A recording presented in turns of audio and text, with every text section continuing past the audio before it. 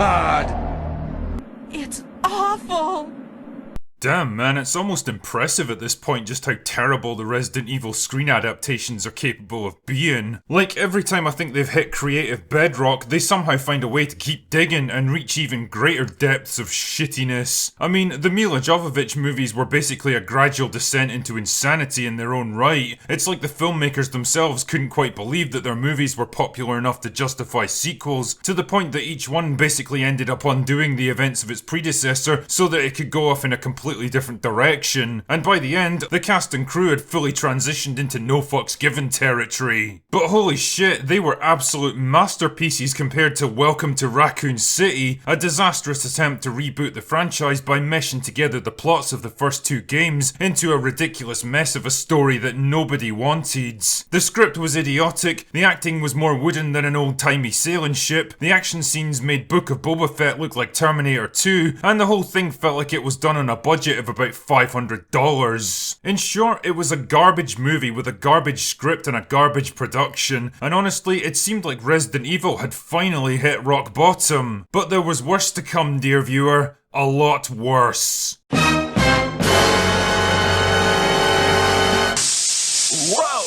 What is it? What? Oh no! When a Resident Evil TV series was announced on Netflix, enthusiasm wasn't exactly at fever pitch. After all, Resident Evil fans had been burned more times than Star Wars and Star Trek fans combined. But apathy soon turned to confusion when the first promo pictures and casting announcements came out, and we were treated to the baffling sight of Lance Reddick as Albert Wesker, not to mention a primary cast composed almost entirely of women. Was this really going to be another ridiculous race-swapped, intersectional feminist disaster drenched in heavy doses of the message? Or was it all just a big misunderstanding and Resident Evil was destined to be the best video game adaptation of all time? Chris? Stop it. No, Resident Evil is terrible. Not terrible as in it's a guilty pleasure like the Mila Jovovich movies. Not terrible in a clumsy, low budget, well, they tried their best kind of way like Welcome to Raccoon City. No, this show is so bad that I genuinely don't even understand the thought process behind it. It's like Dawn of the Dead if Dawn of the Dead was made by the CW, a show that swings wildly between angsty teenage melodrama and post-apocalyptic survival story with absolutely no rhyme or reason. I'm going to do my best to summarise this absolute nonsense, but don't expect any kind of detailed plot breakdown because to be honest with you, the less I have to talk about this shit, the better. Anyway, the narrative of Resident Evil takes place in two different time periods, split between the events leading up to a zombie outbreak in the present day and the struggle to stay alive in a post-apocalyptic world 14 years later. If I had to pick the one strand that's marginally less shit than the other, I'd say the post-apocalyptic future segments probably win out, on the basis that at least some things actually happen in them. This is a world that's been devastated by a T-virus pandemic, reducing the world's population to a few hundred million holed up in fortified cities run by Umbrella, which seems to have become the de facto world government now. But there's still a few people working to make things better, including Jade, a strong, empowered female character who spends her days studying the zombies in the hopes of finding a cure someday. But along the way she runs into Umbrella strike teams, hostile survivors, mutated animals and estranged family members now working for the enemy. It's a bit like playing Chris's campaign on Resident Evil 6, if Chris's campaign had been directed by Tommy Wiseau. Why, Lisa? Why? But then every so often the narrative will jump back to the present day, focusing on teenage Jade, along with her sister Billy and their father Albert Wesker. Because apparently this is what Albert Wesker looks like now. Wesker, you're pitiful.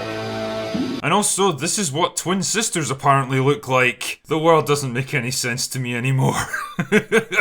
Anyway, the Weskers have just moved into New Raccoon City, a creepily neat corporate town in the middle of nowhere, run by everyone's favourite purveyors of insanely impractical viral weaponry. The girls are pretty different in terms of their personalities. Jade's outgoing and sociable and makes friends easily, while Billy's shy and awkward, and vegan, because of course she's fucking vegan. It's almost like they set out to make a character as unlikable and preachy as possible. Anyway, when she spots some animals being shipped into Umbrella headquarters, she begins to suspect that the company is up to no goods. Really? You think? So she does the sensible thing and sneaks back in there with Jade one night, because apparently two teenage girls can easily sneak into the high security headquarters of a major pharmaceutical company with no problems whatsoever. But oh no, they accidentally release a zombie dog and Billy gets bitten, and then Albert shows up to save the day and sends the girls home so that he can cover the whole thing up. Because I guess security men, night watchmen, and any kind of live video feeds are just not a thing in this world.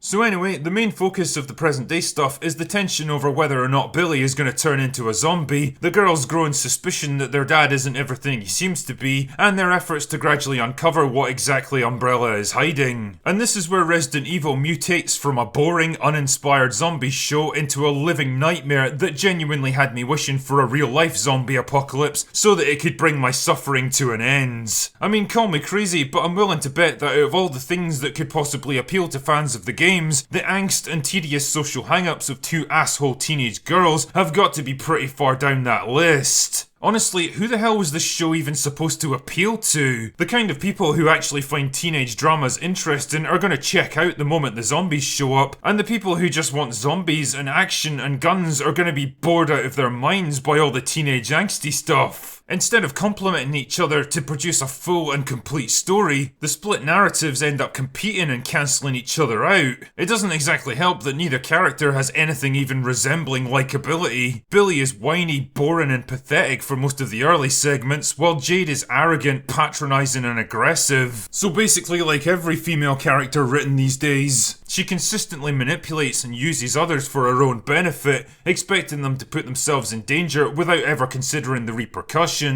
She takes ridiculous risks and consistently ignores warnings from people more knowledgeable than herself, and she's even an asshole towards her own father, openly disobeying and insulting him. Why exactly is this idiot the protagonist again? I can't figure it out at all.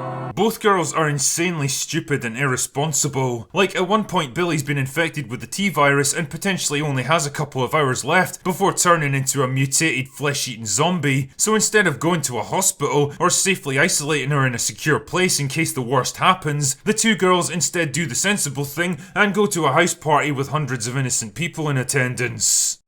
Just when I think you couldn't possibly be any dumber. Yeah, fucking genius. Their motivations flip on a dime as well. In the first few episodes, Billy is the one who suspects Umbrella of wrongdoing and pushes Jade to help her get to the truth. But then like 2 episodes later, she's perfectly happy to sit back and assume that everything's A-okay, while Jade becomes the one that's pushing for answers. Why? Don't know. Another time, after running into a conspiracy theorist who casts doubt on their parentage, they realise that their dad has never actually told them a single thing about his family, his childhood, or even where he was born, and they just never really thought to ask him about it until this precise moment. What the fuck?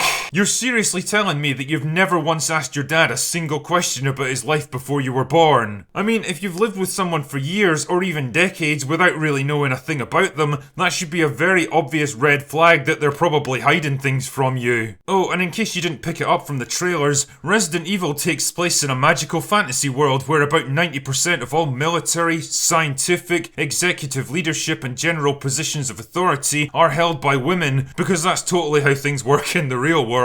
The male characters generally fall into one of 2 camps, either comically stupid and ineffective morons whose only real job is to get killed, or passive, effeminate beta males that are perfectly happy to be treated like shit, never stand up for themselves, and generally act like they're sorry for even existing. Honest to God, when is this Hollywood trend of open disdain and hatred for men and masculinity going to do the world a favour and just fucking die? The cast is made up mostly of talentless nobodies who sleepwalk their way through their scenes, rattling off their atrocious dialogue with all the enthusiasm and commitment of a fat positivity activist at a CrossFit tournament. Watching Evelyn Marcus interacting with her wife is almost physically painful. It adds absolutely nothing to the story and seems to exist for no other reason than so the writers can make it very clear that she's married to a woman. Wow, groundbreaking stuff in 2022. The only person here with actual talent and ability is Lance Reddick, and goddamn, I feel so sorry for this dude. He might have been horribly miscast as Albert Wesker, but I hope he at least got a decent paycheck because he's way better than this show deserves. They've even got him dressed up like fucking Blade.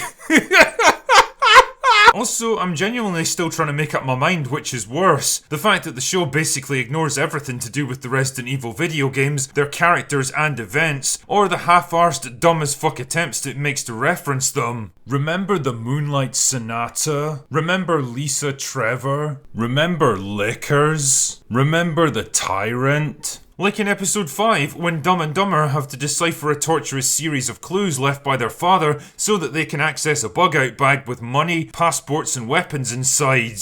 Like, how the fuck is this supposed to be helpful? The whole point of this ridiculous plan is to warn the girls of impending danger so that they can leave with vital supplies at a moment's notice. Solving riddles and methodically overcoming complex problems is just fine when you're poking around some creaky old mansion with all the time in the world, but not in a fast-paced, high-pressure situation like this. It's a perfect example of the complete lack of thought, logic or common sense that permeates every single inch of this absolute turd. Nothing in this show makes sense.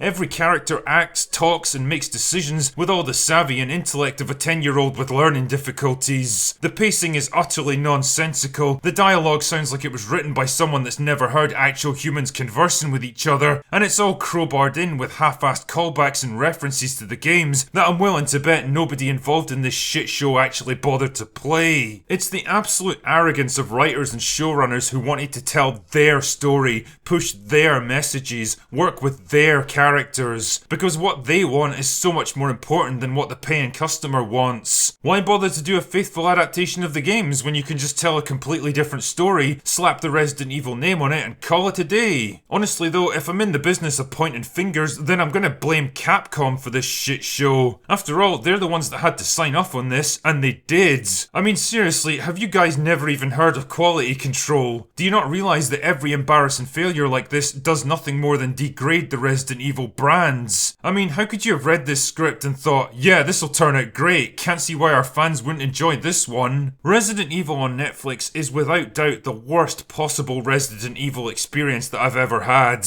Even the Mila Jovovich movies at their worst had some element of campy fun that you could appreciate. Even Welcome to Raccoon City had vaguely recognisable characters and locations, but this was nothing but 8 hours of absolute, abject misery. It's something that I never want to see, talk about or think about ever again, and it's pretty much the final nail in the coffin of the idea that we'll ever get a decent Resident Evil screen adaptation. Hope you're proud of yourselves, you absolute dicks.